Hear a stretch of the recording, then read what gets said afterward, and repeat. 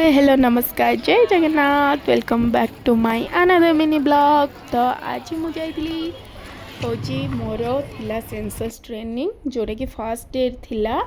तो सेठी जाइकी पहुँचला आमे जाइलु आमर जो रूम रे पड़ी थिला ट्रेनिंग नबार थिला जो रूम रे आमर पड़ी थिला से रूम रे आमे जाई बसिलु। तो ट्रेनिंग स्टार्ट ही नथिला तो आमे बसी टिके गप मान नौथिलु मजा मस्ती कर नौथिलु।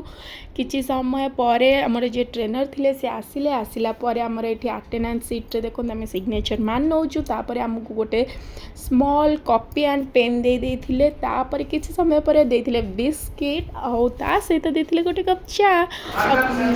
तापर आमर स्टार्ट हो जाइथिला ट्रेनिंग।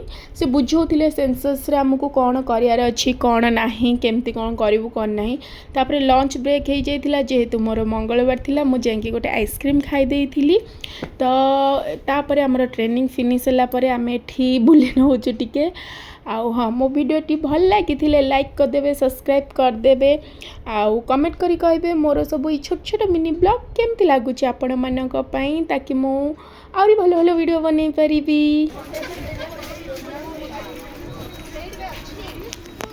आम बस आसी गला बाय बाय।